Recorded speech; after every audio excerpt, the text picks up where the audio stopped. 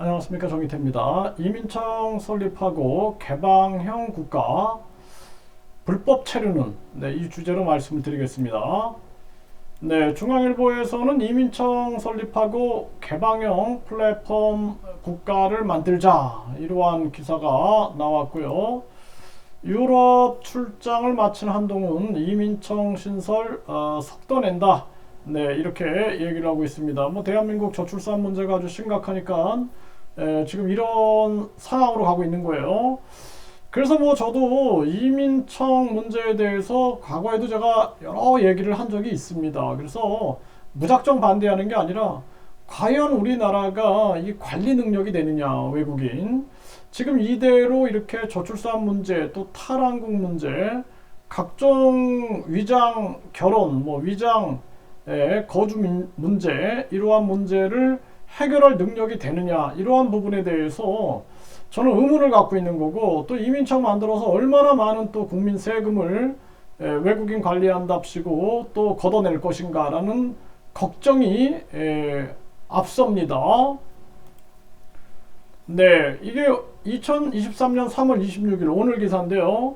3.6m 담장 뛰어넘어서 인천공항 입국 불허 외국인 2명이 도주했다라는 것입니다.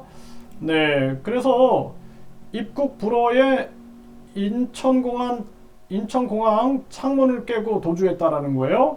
이런 일이 터지는 거죠. 이런 일이. 그래서 또 돈벌이 눈 멀어 불법 체류 수단 악용한다. 그래서 외국인 계절 근로자 1,006명 중에 321명이 농가를 떠났다라는 겁니다. 이탈률이 71%다. 그러니까 이 한국의 농가에서 일하겠다고 왔다가 결국에는 공장으로 간다는 거예요. 공장으로. 그래서 여기 보면은 일부 외국인 계절 근로자들이 농가보다 돈을 더 많이 받을 수 있는 불법 체류자의 길을 선택하는 상황을 알고 있다. 현실적으로 무단 이탈을 부추기는 브로커들을 대처하기도 쉽지 않다. 이게 이들이 커뮤니티가 있기 때문에 이거 힘든 거예요.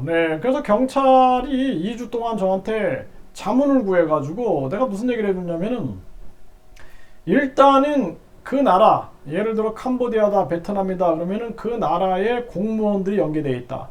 그리고 한국도 공무원들을 추적해봐라. 분명히 이게 연계가 되어 있다. 왜냐하면은 이런 비자 하나에 1,500만 원의 거래가 되고 있는데, 이 사람들이 1,500만 원을 내고 이 한국에 들어왔다 그러면은 여기서 이러지 않고 돈을 더 줄 수 있는 곳으로 이동한다라는 거예요. 그래서 제가 이런 문제에 대해서 계속 언급을 했어요. 자, 여기 보면은 1,000만 원 받고 법무부 직원이 비자 장사했다. 이 법무부 직원들이 출입국에서 비자 장사하는 사례들이 걸렸잖아요. 이런 사례들이 만약에 전수조사해야 됩니다. 이거. 또 베트남 대사관 영사가 비자 장사 53명이 불법 체류했다. 비자 장사하고 있다니까요. 그래서 내가 이거 계속 얘기했어요. 영사들이 비자 장사한다고 학생들이 나한테 제보를 했다. 그랬더니 대사관 영사가 감히 대한민국 영사들을 모함하냐고 이런 얘기를 하더니 결국에는 뭐예요? 구속됐지 않습니까? 이게 심각한 문제가 아닐 수가 없습니다. 그리고 이 법무부 직원들이 또 영사들이 나중에 여기서 나오게 되면은 또 브로커가 돼가지고 이 사람들이 정관현관 유착 비리를 만들어낼 수 있다라는 거예요. 이런 부분들까지도 분석하고 있느냐, 이게 중요한 거고, 외국인 브로커가 일자리 있다면서 불법 체류 외국인 여성을 성매매시킨 알선 조직을 검거했다. 이게 이미 이런 브로커 조직들이 이 한국 내에 외국인 커뮤니티 조직들이 활성화되어 있어요. 이걸 잡아내기가 힘듭니다. 인천서 경찰관 폭행하고 도주한 불법 체류 외국인을 검거했다. 경찰관 폭행뿐만 아니라 앞으로 많은 문제가 터질 거고, 마약류 투약한 불법 체류 외국인 4명 검거. 앞으로 이제 1루대, 2루대, 3루대 지방대, 이 지방에는 완전히 인구 소멸이 일어나면서 외국인들로 채워지는 거예요, 이게. 그래서 각종 마약 문제부터 많은 범죄가 생길 수밖에 없고, 불법 체류 외국인 고용해서 오피스텔 성매매를 알선했다. 이런 사건들도 계속 터질 수밖에 없는 것입니다. 그래서 이 뭐 농촌에서 뭐 외국인 근로자가 와서 농가를 돕는다 막 좋은 광고만 해야 되는 거야. 근데 나중에 보면은 이탈률이 71%다.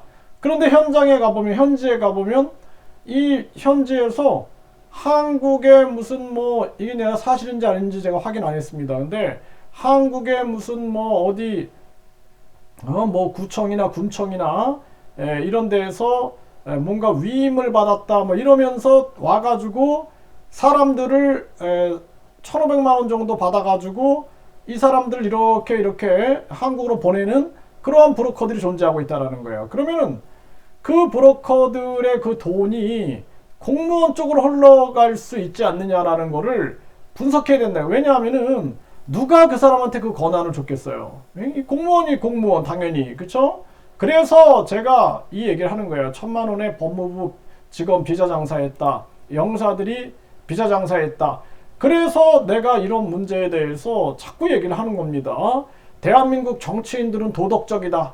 대한민국 영사들은 도덕적이다. 법무부 직원은 도덕적이다. 이런 얘기에 세뇌당하지 않는다라는 거예요. 왜냐하면은 은행 직원들도 횡령하고 막 정치인들 사기치고 공무원들 사기치는 게 한두 가지입니까?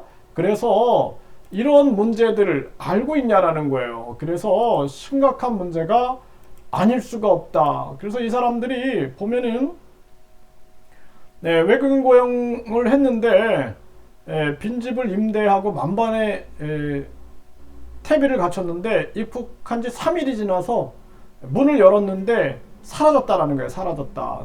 사라졌다라는 겁니다. 그래서 브로커들이 찾아와서 다른 농장에서 일하면 월급을 더 주겠다, 유혹했다라는 거예요. 그래서 이러한 부분들 전수조사해야 됩니다. 전수조사. 처음에 어떻게 선발했는가, 여기부터 해가지고 그 지자체에서 혹시 공무원들이 돈 받고 하는 거가 연루돼 있지 않는가, 이거 전수조사해야 돼요. 전수조사 분명합니다. 이거 한번 여러분들이 관심을 가져야 됩니다. 그리고 또 외국인 커뮤니티 통해 불법 재료 상태로 공장 등에서 일당을 받으며 월 300만 원 이상 금액을 벌을 수 있다. 이렇게 해갖고 이제 갔다라는 거죠. 그래서 이게 이 사람들이 현지에서 왜 1,500만 원을 냈느냐. 한국에 오기 위해서 예를 들어서 뭐 한국에 근로자로 온다. 또 이렇게 계절 근로자로 온다. 또 가짜 결혼을 한다. 그러면 대부분이 막 1,500만 원, 2,000만 원에 거래된다라는 거예요. 그러면 그러한 돈들이 과연 이게 브로커들 뿐만 아니라 공무원들, 그 나라의 공무원이나 한국 공무원들한테 흘러 들어가지 않았느냐. 제가 왜 이런 얘기를 하냐면은 예전에 우리 학생들이 이런 얘기를 하는 거예요. 영사가 돈을 받고 비자 장사를 한다. 자기가 카메라로 찍어놨다는 거예요, 그거를. 그래서 만약에 비자 안 주면은 터트려 버린다는 거예요. 그래서 제가 대한민국 영사는 그렇지 않다라고 내가 그랬는데 사실이라는 거예요. 그래서 얼마나 창피했는지 모릅니다. 그래서 내가 이 얘기를 대사관의 영사를 만나갖고 얘기를 했어요. 이런 제보가 있는데 이거 명확하게 투명하게 해야 한다 했더니 막 역정을 내더라고요, 저한테. 근데 나중에 구속됐잖아요. 구속. 할 말이 없지, 나한테. 그러니까 저한테 찾아와가지고 식사 한번 하자고. 뭘 식사를 해요. 식사 내가 할 이유 없다. 내가 그리고 거절해버렸어요. 이런 일들이 터진다라는 겁니다. 그리고 또 여기 법무부 직원 비자 장사 1,000만 원, 이게 재수없어서 걸린 거예요. 엄청 많은 사람들이 이런 일을 할 수 있다라는 것입니다. 그래서 내가 얘기를 하는 게 뭐냐면 이민청을 지금 한동훈 장관이 뭐 속도 낸다, 뭐 개방형 국가를 만든다, 겉으로 이렇게 하지만 내부에서는 뭐예요? 비자 장사가 이루어질 수 있고 이권, 또 이민청은 누가 차지할 것인가, 거기서 비자 장사, 이 비자 이권, 이거는 누가 다 가져갈 것인가, 이런 문제가 엄청나다라는 거예요. 그래서 제가 해외를 19년을 오가고 또 해외에서 거주 활동도 막 하면서 저는 많은 걸 느꼈어요. 많은 걸 느꼈기 때문에 이거 나중에 이민청을 또 많은 또 이 기득 세력들이 장악해가지고 나중에는 이민청 기득권, 이 기득권들이 완전히 장악해서 대한민국의 엄청난 이 커뮤니티 그룹들이 생기는 거예요. 뭐 중국 출신, 베트남 출신, 뭐 캄보디아 출신 막 해가지고 같이 막 이권 다툼 일어나고, 뭐 간병인은 중국 거다, 뭐 여기 건설은 뭐 어디 중앙아시아 나라 거다, 뭐 해갖고 막 싸우고 난리가 일어날 수 있다라는 것입니다. 여러분들 제 말이 거짓말이 아니에요. 여기 계속 일어나잖아요. 여기 사건들이 터지잖아요. 오늘도 터졌잖아요. 여기 이런 얘기 제가 하는 겁니다. 우리나라는 이 공무원들의 도덕성 문제, 그리고 부정부패가 심한 나라고 뿐만 아니라 준비가 안 됐다라는 거예요. 관리 준비가 전혀 안 됐다라는 것을 분명히 인식해야 합니다.